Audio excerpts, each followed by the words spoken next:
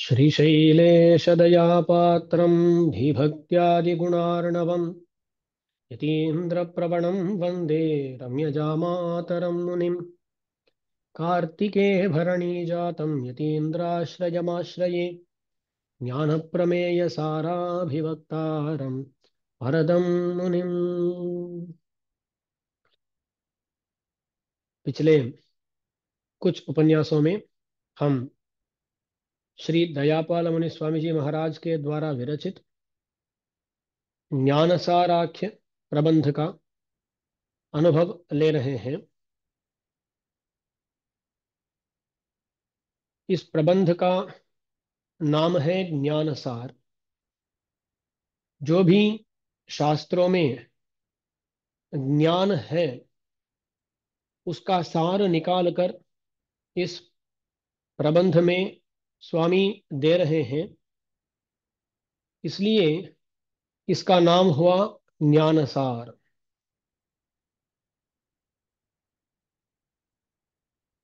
तो जिनको शास्त्रों का सार जानने की इच्छा है वो लोग इस प्रबंध को समझ सकते हैं और शास्त्रज्ञानी बन सकते हैं। देखिए, किसी को शास्त्रज्ञ बनना है तो सभी शास्त्रों का अध्ययन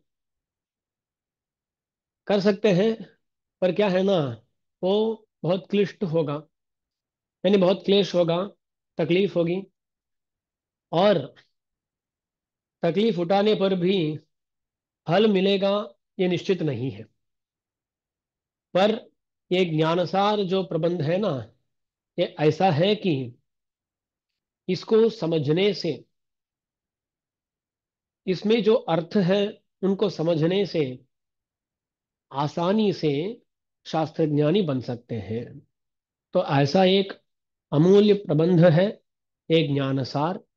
इस ज्ञानसार में अब तक हम 32 पाशुरों का अनुभव लिए हैं। अगला पाशुर का अनुभव अब लेने वाले हैं। इसमें 40 पाशुर है, तो मेजॉरिटी हो गया। 32 पाशुर हो गए, 8 पाशुर ही बाकी हैं। यहाँ ऐसा समझ सकते हैं कि हमारे संप्रदाय का कल्मिनेशन बोलते हैं ना अंग्रेजी में, कल्मिनेशन कहाँ होता है? आचार्य में करते हैं। भगवान, हाँ अच्छा, भगवान, भगवान के विषय में भक्ति होनी चाहिए, ये सब है। पर हमारा संप्रदाय का सारार्थ होता है कि आचार्य को ही ऐसा मानना चाहिए। तो इस प्रबंध में भी क्या करते हैं, ऐसा बहुत सारे शास्त्रार्थ बताते हुए स्वामी क्या करते हैं, अंत में आचार्य का वैभव बताते हैं।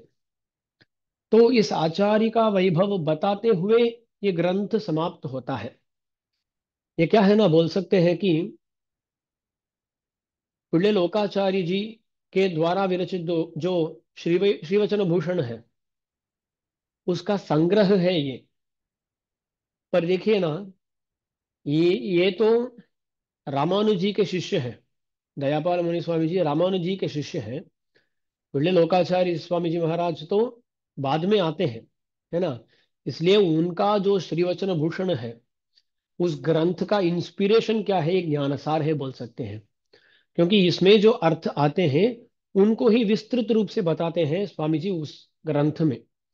तो इतने सारे ग्रंथों का आधार बनता है, इंस्पिरेशन बनता है ये ज्ञानसार प्रबंध।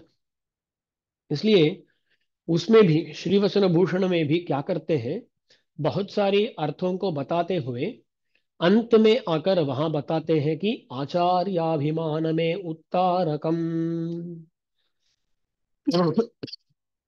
आचार्याभिमान में उत्तारकम। ये श्रीवचन भूषण का प्रारंभ ऐसा होता है, वेदार्थमर्दीडवद स्मृति इतिहास, ऐसा होता है। तो क्या करते हैं, वेदार्थ का निर्णय ऐसे ही करना है ऐसा प्रारंभ करते हैं।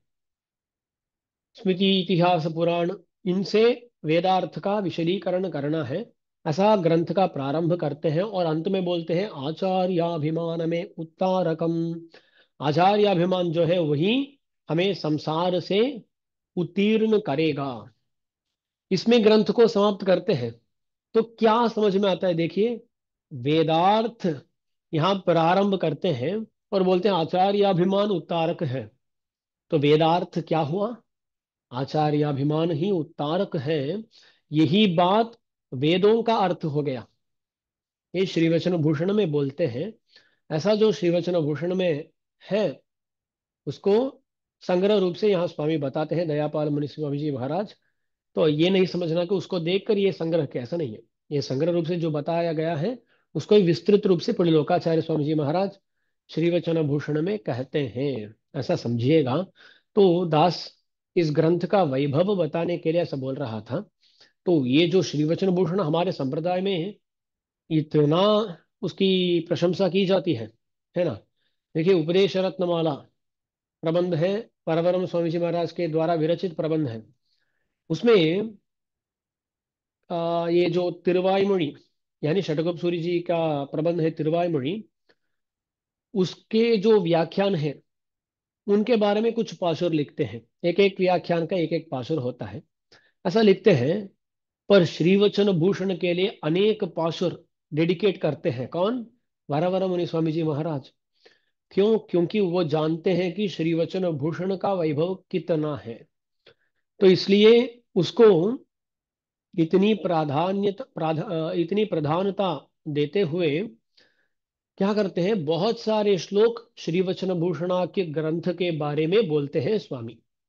तो ये हुई बात। आचार्याभिमान है ना, ये अति मुख्य एक विषय है हमारे श्री संप्रदाय में। तो अब हम आते हैं ज्ञानसार को। ज्ञानसार में कुछ कालक्षेपों में हम आचार्याभिमान के बारे में जानते हुए आ रहे हैं। इसमें 32 पाशुर हो गए ना। अगला पाशुर में भी आचार्य का ही वैभव को बता रहे हैं। यहाँ क्या कर रहे हैं मालूम? कहीं पर बोलते हैं आचार्य भगवान की तरह उनकी भी प्रशंसा करनी है, ऐसा बोलते हैं। यहाँ नहीं, सच सच तो ऐसा नहीं है। भगवान से भी उत्कृष्ट है आचार्य। यही तो संप्रदाय सारार्थ है ना। तो इस विषय को आ, विनोद रूप से नहीं तो अच्छी तरह बताते हैं स्वामी इस पाशुर में। तो पाशुर का अनुभव लेते हैं। எட்ட விருந்த குருவை இறையன்றென்று விட்டோர் பரனை விருப்புறுதல் பொட்டெனத்தன் கண் செம்பளித்திருந்து கைத்துருத்தி நீர் தூவி அம்புதத்தை பார்த்திருப்பான் அற்று எட்ட விருந்த குருவை। எட்ட விருந்த गुरुवै, हमारे गुरु जो है ना वो कहाँ है? हमारे पास है, हमारे नजदीक में रहते हैं गुरु जी। तो उनको हमें पाना है तो हम क्या कर सकते हैं? उनके सन्निधि में जा सकते हैं। वो तो सन्निहित है हमारे लिए। तो बहुत पास में रहने वाले जो गुरु है उनको बोलते हैं यट्ट विरंद गुरु। तो ऐसा हाथ को हम आ, ऐसा किए तो क्या कर सकते हैं? गुरु जी को पा सकते हैं, छू सकते हैं। इतने नजदीक में होते हैं आचार्य जी। तो यट्ट विरुंद गुरु भाई, ये जो नजदीक में आचार्य है, तो यहाँ तात्पर्य ये हुआ कि उनको हम देख सकते हैं, उनसे हम बातचीत कर सकते हैं, उनसे साक्षात उपदेश ले सकते हैं। ऐसे हमारे लिए विराजमान है आचार्य जी, है ना। तो वो कैसे है? यट्ट विरंद गुरु। यट्ट विरंद गुरु यानी हम उनसे मुलाकात कर सकते हैं, ऐसे गुरु हैं। पर लोग क्या करते हैं? यट्ट विरंद गुरु भाई इरई अंद्र। वो सोचते हैं अरे ये आचार्य जी कौन है? हमारी तरह ही है ना। हम जैसे सोते हैं वो भी रात को सोते हैं, हम जैसे खाते हैं वैसे ही वो भी खाते हैं। और हमारे जो अवस्था, रोग इत्यादि आते हैं, ऐसी अवस्था उनको भी आती है। तो ये क्या है? हमारे तरह ही है आचार्य। ऐसे सोचकर अरे ये तो भगवान नहीं है, ये तो परब्रह्म नहीं है, ऐसा सोचते हुए क्या कर देते हैं? इस आचार्य को छोड़कर क्या करते हैं, देखिए बोलते हैं भगवान को चाहते हैं। देखिए ना, आजकल ये बात बहुत सुनाई देती है। सभी लोग क्या कीजिएगा, सभी लोग आप ही सत्य को ढूंढिएगा। बोलते हैं ना, कितने लोग नहीं बोलते हैं आप ही ढूंढिए, किसी को मानिए मत। आचार्य, हाँ नो आचार्य, अरे वो क्या दे, आप ही बेटी है, आप सोचिए। ऐसा अंदर में आप सोचेंगे तो आपको सब समझ में आ जाएगा। अरे इतनी आसानी से समझ में आएगा तो सब लोग ज्ञानी बन जाएंगे ना। ऐसा नहीं होता है। हमें थोड़ा क्या है ना, हमें कुछ डायरेक्शंस दिखानी है, दिशा प्रदर्शन करनी है, करना है किसी को। तो आचार्य जी क्या करते हैं, हमें गाइड करते हैं, कहाँ पर कैसे जाना है हमें वो दिखाते हैं। ऐसा दिखाते हैं आचार्य। उस मार्ग में जब हम चलते हैं ना, तब हमारी भलाई होगी। तो एक आचार्य को छोड़कर मैं खुद सभी विषयों को जान लूंगा, ऐसा जो सोचते हैं ना, ये शायद सिद्धि नहीं पाएंगे। ओके। तो क्या करना है, आचार्य को पाना है और आचार्य को पर ब्रह्म ही समझना है। क्योंकि हम पिछले कालक्षेपों में देखे हैं कि गुरुरेव परम ब्रह्म, गुरुरेव परायणम, गुरुरेव परः कामः, ऐसा बहुत सारे विशेषण आए थे ना। तो गुरु ही परब्रह्म है, ऐसा ही हमें सोचना है। எட்டவிருந்த குருவை இறையன்று என்று, ये ईश्वर नहीं है, परमात्मा नहीं है, ऐसे सोचते हुए इनको छोड़कर और परनै विरुपुरुदल, और परनै विरुपुरुदल, ये जो परमात्मा है ना, परमात्मा, उसको कुछ लोग पाना चाहते हैं। नजदीक में जो आचार्य उनको छोड़ देते हैं, अरे मैं परमात्मा को चाहता हूं बोलते हैं। ये परमात्मा कैसा है, देखिए ना, वो चक्षुर्गम्य है क्या? हम आंखों से परमात्मा स्वरूप को देख सकते हैं क्या? नहीं देख सकते। परमात्मा स्वरूप चक्षुर्गम्य नहीं है। और कहाँ है भगवान? शायद परम पद में है। हमारे अंदर भी है, पर उनको हम जान नहीं सकते हैं। और जब हम चाहते हैं कि भगवान से कुछ बातचीत हो, तब बातचीत कर सकते हैं क्या? वो भी नहीं होती है। जाइए ना, आप रंगनाथ भगवान के पास जा सकते हैं, और कोई और भगवान के पास जा सकते हैं, और कितना भी बोल के देखिए ना, बहुत कम लोगों को ही वो भाग्य मिलता है जब भगवान साक्षात बात करते हैं। ऐसा कुछ लोग थे, संप्रदाय में भी बोले जाते हैं, पर बहुत कम लोग होते हैं। हमारी तरह जो होते हैं ना, हमारा तो ये भाग्य 99% नहीं होता है।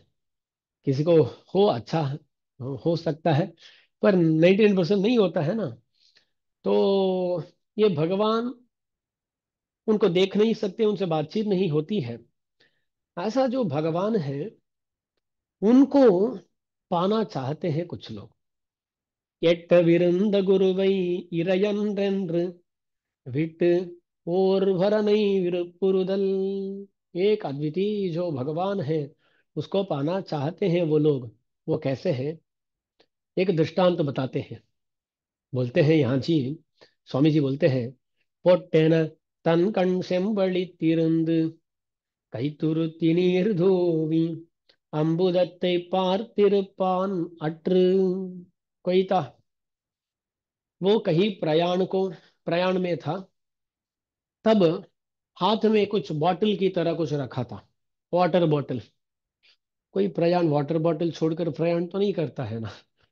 तो उसके हाथ में कुछ बॉटल की तरह, उस समय में कुछ चर्म से निर्मित ऐसा कुछ ना कुछ होता उस काल में। तो ऐसा कुछ बॉटल की तरह कुछ था जिसमें पानी भरा था।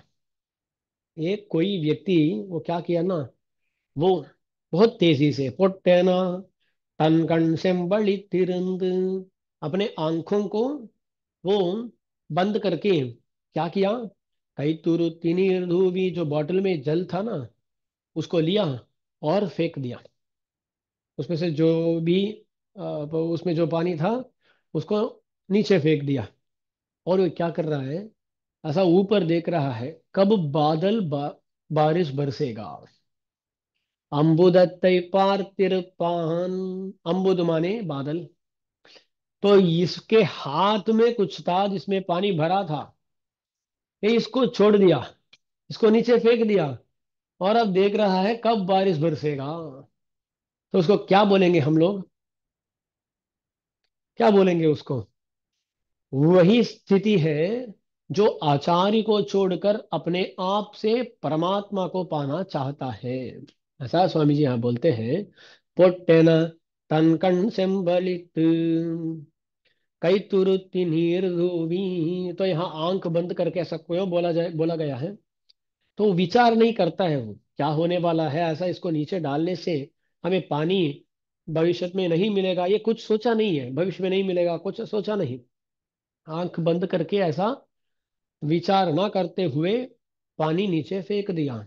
ऐसा ही होता है जब कोई आचार्य को छोड़कर परमात्मा को अपने आप से पाना चाहता है, इसलिए ऐसा कभी नहीं करना चाहिए। ये हुआ इस पाशुर में, इस पाशुर का अर्थ। तो ये किस श्लोक का द्राविडानुवाद है? तो देखते हैं, चक्षुर्गम्यम गुरुम त्यक्त्वा शास्त्रगम्यम तो यस्मरेत करस्थमुदकम त्यक्त्वा घनस्थम अभिवांछति। ये पुराण समुच्चय नामक एक ग्रंथ है, जो बोधायन भगवत बोधायन के द्वारा विरचित है। उस पुराण समुच्चय में आचार्य का महात्म्य का जो प्रकरण है, उस प्रकरण में ऐसा श्लोक आता है, ऐसा वैराग्य स्वामी जी महाराज अपने व्याख्यान में दिखाते हैं। तो देखिए, इसका ऐसा ही अनुवाद हुआ, चक्षुर्गम्यम गुरुम त्यक्त्वा, अपना चक्षुष से जिस आचार्य को देख सकते हैं, हमारे वागींद्रिय से जिनसे हम बात कर सकते हैं, ऐसे आचार्य को छोड़कर कोई शास्त्रगम्यम स्मरेत। ये भगवान है ना, वो कैसा है? शास्त्रगम्य है, शास्त्र योनित्वात्, शास्त्रैक वेद्य है, यानी शास्त्र के द्वारा ही भगवान को जान सकते हैं। ऐसा भगवान को जो पाना चाहता है वो कैसा है? करस्थम उदकम त्यक्त्वा, करस्थम माने उसके हाथ में जो उदक है यानी पानी, उस पानी को ये छोड़ दिया। करस्थम उदकम त्यक्त्वा, अब क्या ढूंढ रहा है? घनस्थम अभिवांछति, घन माने बादल, उस बादल में ढूंढ रहा है बादल कब बरसेगा। श्रीरंगम की तरह कुछ प्रदेश हो तो साल में एक दो बार ही बारिश होती है, ऐसा नहीं बोलना चाहिए।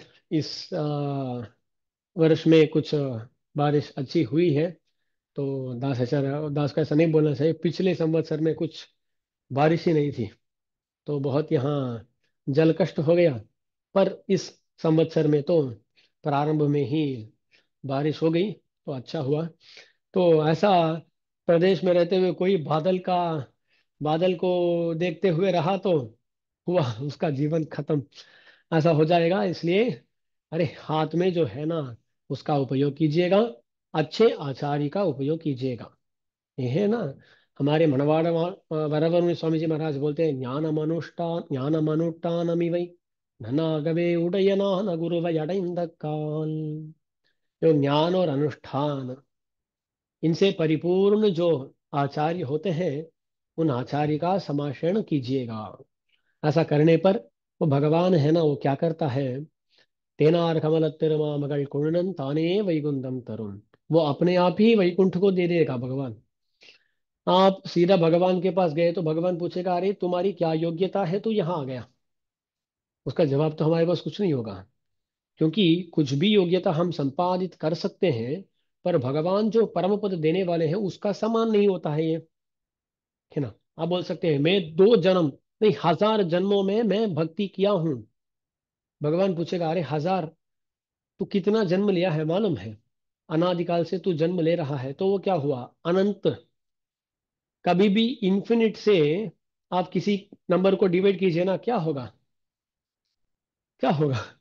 ऐसा ही होगा जब हम भगवान के पास जाकर बोलेंगे कि अरे मैं 1000 जन्मों में भक्ति किया हूं, क्योंकि 1000 जन्मों में भक्ति करने से भी हम जितने पाप किए हैं उसका समान भक्ति नहीं कर सकते हैं, क्योंकि अनादिकाल से कर रहे हैं ना। तो जो अपरिमित होगा, वो अपरिमित ही हमारा अपरिमित पापों को मिटा सकता है। वो अपरिमित तो हमारी भक्ति नहीं हो सकती, भगवान की कृपा ही हो सकती है। तो अपरिमित जो भगवान की कृपा है, वो अपरिमित जो हमारे पाप है उसको मिटा देगी। तो इसलिए हमें किस पर विश्वास करना है? भगवान की कृपा पर विश्वास करना है, हमारे प्रयत्न हमारे प्रयत्न पर नहीं। ये बात हुई। तो इन विषयों को यहाँ ध्यान रखिएगा। करस्थम उदकम त्यक्त्वा घनस्थम अभिवांछति, ऐसा हो गया। अगला पाशुर। पट्र गुरुवै பரனன்யன விகழ்ந்து மற்றொரு பரனை வழிபடுதல் எற்றேரன் கைப்பொருள் விட்டாரேனும் காசினியில் தான் புதைத்த அப்பொருள் தேடித் திரிவான் அற்று।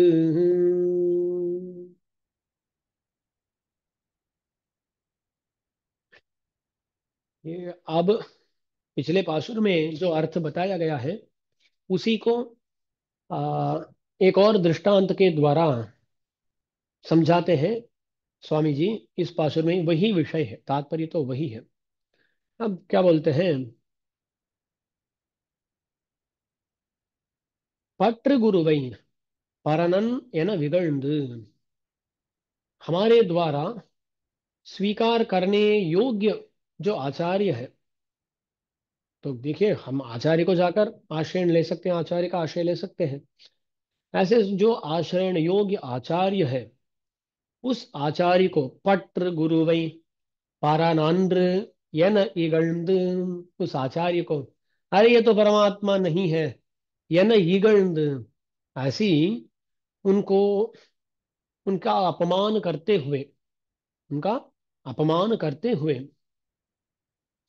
देखिए यहाँ एक विषय, आचार्य परमात्मा नहीं है ना, सच में तो नहीं है। पर हमें क्या करना है? परमात्मा से भी अधिक मानना है आचार्य जी को। यस्य साक्षात भगवती ज्ञान रूप प्रदे ज्ञानदीप प्रदे गुरु, ऐसा शास्त्र बोलता है ना।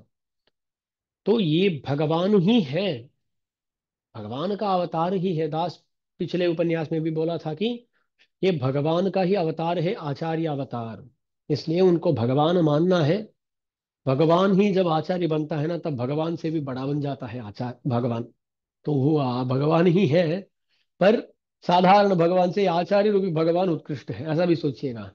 तो ऐसे जो आचार्य है उनको परनंत्र, ये तो परमात्मा नहीं है, ऐसा उनका अपमान करते हुए मट्रोर भर नहीं बड़ी फटदल, ये जो परमात्मा है आचार्य रूप में, उनको छोड़कर किसी और परमात्मा को जो पूजन करते हैं।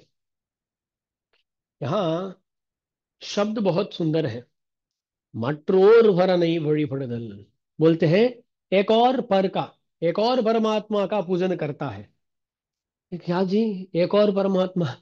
तो आचार्य रूपी जो परमात्मा है उनको छोड़कर अन्य एक परमात्मा को, यानी अन्य अवस्थाओं में जो परमात्मा है उनको जो पूजन, उनका जो पूजन करता है। देखिए, आचार्य का भी पूजन करते हुए आचार्य की अनुमति अनुमति लेकर जो भगवान की पूजा करता है, उसका निंदन तो हम कभी नहीं कर सकते हैं। पर जब हम आचार्य को छोड़कर भगवान के पास जाते हैं, तभी ये निंदन होता है, निंदा होती है। तो मट्रोर उभर नहीं वड़ी फड़दल, किसी और ईश्वर को, किसी और परमात्मा को पूजन करने वाला, पूजन करना, ये क्या है, कैसा है?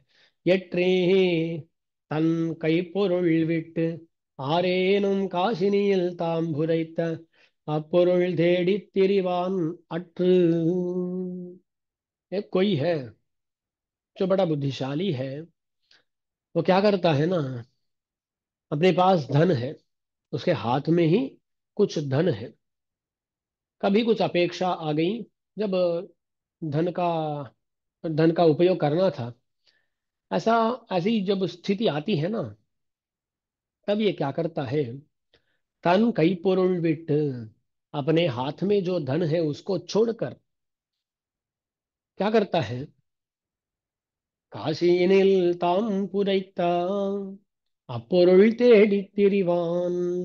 ये क्या है ना, कभी किसी आपातकाल के लिए एक कहीं पर धन को भूमि में निक्षिप्त किया है।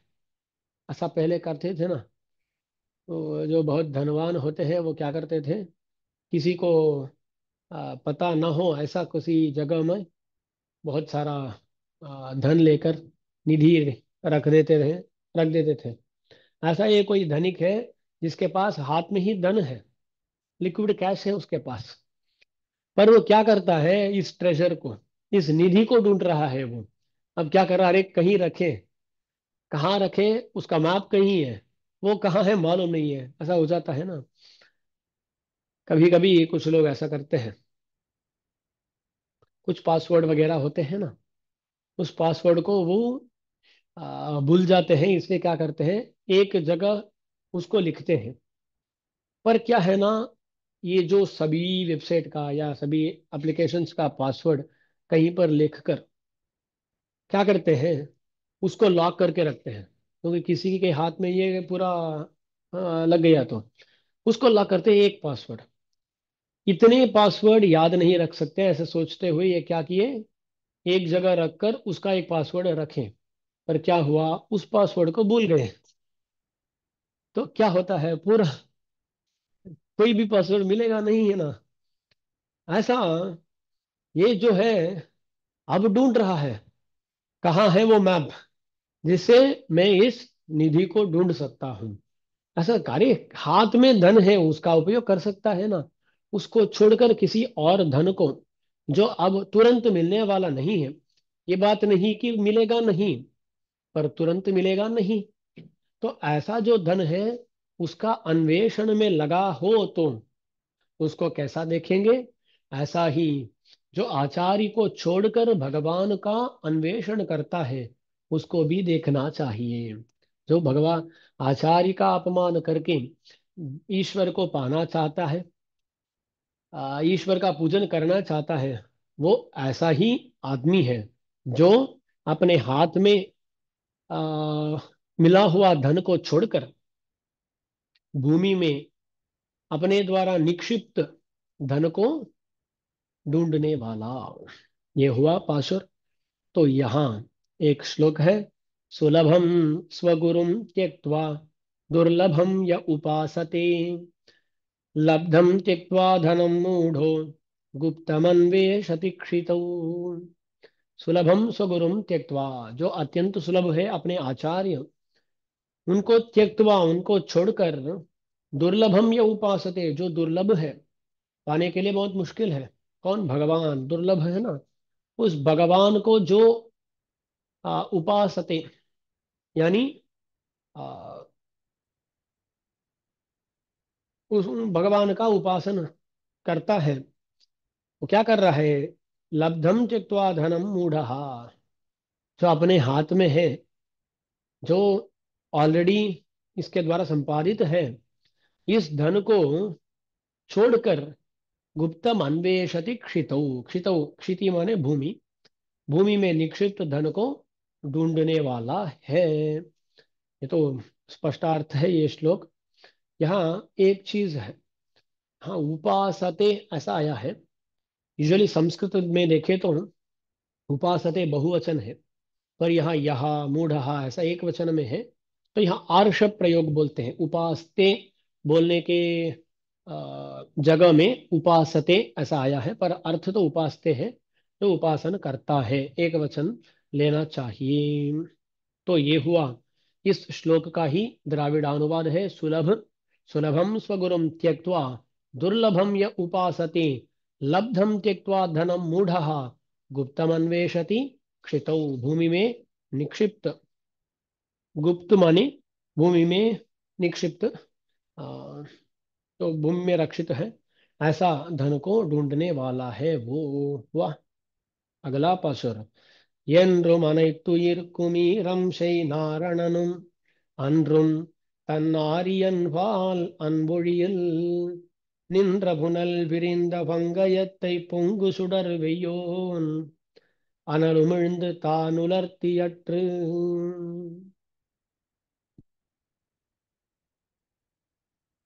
यहाँ दो पासुरों के द्वारा जो आचार्य को छोड़कर भगवान के पास जाते हैं वो ज्ञान शून्य है, ऐसा बताया गया है।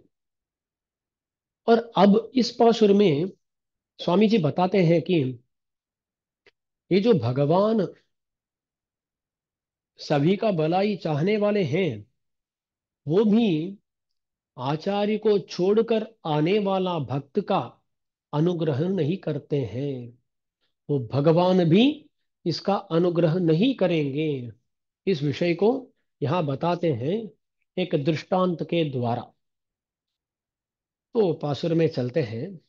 यन्रुम अनैतुयर्कुम अनैतुयिर्कुम ஈரம் செய்நாரணனும் அன்றும் தன்னாரியன்பால் அன்பொழியில் என்றும் सदा सर्वदा अनैतुयिर्कुम सभी चेतनों के लिए ஈரம் செய்நாரணனும் ईरम से नारायणनम। ईरम से माने ईरम, इसका आर्द्रता, आर्द्रता बोलते हैं ना। ये जो जब हम किसी पर किसी चीज पर आ, हाँ, तो देख लिया था उसने। तो ये आर्द्रता, गीलापन बोलते हैं ना। आ, दास तो ये करता हूँ, आप सबको पता है ना। जब किसी शब्द का अर्थ नहीं पता होता है तब मैं टैब में देख लेता हूँ। वेट इन हिंदी ऐसा बोला था तो गीला आ गया, तो समझ में आता है।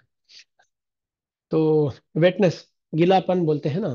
तो भगवान क्या करते हैं, गीलापन करने वाले हैं, यानी उनका उसका तात्पर्य क्या है। यहाँ श्लोक में, पाशुर में, येन्द्रम सदा सर्वदा अनैतुयर्कुम सभी चेतनों के लिए ईरम से नारणनम। ईरम इस शब्द का अर्थ है वेटनेस, यानी गीलापन। गीलापन सही है ना। वेट बोला, गीला आ गया गूगल में, तो दास सुना हूं पहले ही, गीलापन बोलते हैं ना। हाँ, तो ये जो गीलापन है ना, उस गीलापन को करने वाले हैं भगवान, तो सभी को गीला कर देते हैं। ये गीलापन, उसका तात्पर्य क्या हुआ, कृपा। भगवान का, ये बोलते हैं ना, कठोर हृदय होते हैं। जिनकी हृदय में करुणा नहीं होती है ना, उनको क्या बोलते हैं, कठोर हृदय बोलते हैं। जिनके हृदय में कुछ गीलापन होता है उनको क्या बोलते हैं, करुणा। तो उन्हें उनका हृदय आर्द्र है, ऐसा बोलते हैं। गीलापन है उनके हृदय में। तो देखिए ना, हमारे रामानुजाचार्य जी किस नक्षत्र में अवतीर्ण हुए, आर्द्रा, है ना। उनका हृदय में पूरा पूरा गीलापन ही है, इतनी करुणा है ना। इसलिए वो आर्द्रा नक्षत्र में अवतार किए। तो वो नक्षत्र ही सूचित करता है कि वो आर्द्र है, उनका हृदय बहुत आर्द्र है। तो यहाँ ईरम से ही नारायणनुम, सभी चेतनों के लिए करुणा दिखाने वाला नारायण। वो नारायण शब्द ही क्या करता है, सभी के अंदर रहते हुए सभी का आधार बनते हुए जो होता है वही नारायण है। सभी का आधार है, तो सभी के बाहर रहते हुए सभी का आधार बनता है भगवान। और सभी के अंदर भी होते हैं भगवान, है ना। तो भगवान ऐसे होते हैं, इनका ही नाम हुआ नारायण। ओके। ये जो नारायण है, सभी चेतनों की रक्षा करने वाले, वो भी क्या करते हैं, कभी कभी अनरुम, अनरुम, अनरुम माने भगवान भी निग्रह कर देते हैं। कभी कभी वो भी कुपित, यानी गुस्से गुस्से हो जाते हैं। अरे भगवान का भी गुस्सा, हाँ कभी कभी। कब, जब तन्नारियन बाल अनबोड़ियल, जिसका अपने आचार्य के विषय में भक्ति नहीं है। इस विषय में भगवान सभी चेतनों का अनुग्रह करने वाला इस चेतन पर अनरुम, निग्रह कर देता है। अरे भगवान ऐसा करेंगे क्या, हाँ करते हैं। आचार्य की निंदा करते हुए जो आते हैं ना, उनका अनुग्रह भगवान नहीं करेंगे। तो इसका दृष्टांत बताते हैं स्वामी जी। நின்ற புனல் பிரிந்த பங்கயத்தை பொங்கு சுடர் வெய்யோன் அனலுமிழ்ந்து தான் உலர்த்தி அற்று। एक तालाब है, एक तालाब है जिसमें बहुत सारे कमल है, कमल का फूल है उसमें। देखिए, जब सूर्य का उदय होता है, सूर्योदय होता है, तब ये पद्म कमल ये सब विकसित होते हैं, है ना। जब सूर्योदय होता है तब विकसित होते हैं, तो सूर्य कमल का विकास करते हैं, है ना, करने वाले हैं। इसलिए कमल बांधव नाम है। कमल बांधव कौन है? सूर्य है। कमल का बंधु है कौन? भगवान, सूर्य भगवान, क्योंकि कमल का विकास करने वाले हैं। ऐसे जो सूर्य है, ओके, वही सूर्य जब ये फूल है ना, तालाब को छोड़कर बाहर रहता है, तालाब में जो पानी है उसको छोड़कर जब बाहर रहता है, वही सूर्य, कोई और सूर्य नहीं है ना, वही सूर्य उसको क्या कर देते हैं? उसको मिटा देते हैं। जो सूर्य इसका विकास का कारण बने, वही सूर्य क्या कर देते हैं? इसको मिटा देते हैं। इसको वो क्या कर देते हैं? शुष्क कर देते हैं, तो उसको सूखा कर देते हैं ना। तो ये जो आदित्य यानी सूर्य भगवान कमल का विकास का कारण थे, वही सूर्य भगवान तालाब से ये इसको अलग होने पर उसको सुखा देते हैं। यही विषय है। तो ऐसा इसको यहाँ दृष्टांत में कैसा देखना चाहिए? आचार्य जो है ना, वो तालाब के पानी है। उस आचार्य के संबंध जब इस जीवात्म नामक अरविंद का रहता है, तब वो सूर्य इस अरविंद को विकसित कर देता है। आचार्य संबंध है तो ये कमल विकसित हो जाता है। किसके कारण? आदित्य नामक भगवान के कारण। तो भगवान आचार्य संबंध जिसका है उसको विकसित कर देते हैं, और वही चेतन आचार्य की निंदा करते हुए आचार्य से अलग हो जाता है। तब वही सूर्य उसी अरविंद को क्या कर देते हैं? उसको शुष्क बना देते हैं। होता है ना। ऐसा ही वही भगवान आचार्य का संबंध होने पर विकसित कराते हैं। जब आचार्य संबंध ना होता है, तब निग्रह का पात्र बना देते हैं। तो अनुग्रह का विषय बनना है तो ये आचार्य संबंध रहना आवश्यक है। आचार्य संबंध को छोड़कर आने पर वो भगवान क्या करते हैं? वो निग्रह दिखाते हैं। इस विषय को याद रखना चाहिए। यन्न मनैतुयिर कुमीरं शेनारणनुम அன்றும் தன்னாரியன் பால் அன்பொழியில் நின்ன புனல் விரிந்த பங்கயத்தை பொங்கு சுடர் வெய்யோன் அனலுமிழ்ந்து தான் உலர்த்தியற்று।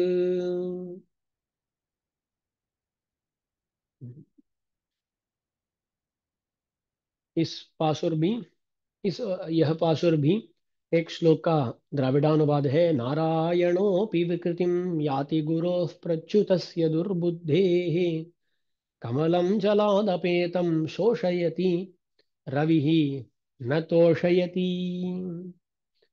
नारायणोऽपि विकृतिं याति, ये नारायण जो है, सबका रक्षक जो है, वही नारायण विकृतिम याति, वो कुछ विकृति को पा लेते हैं।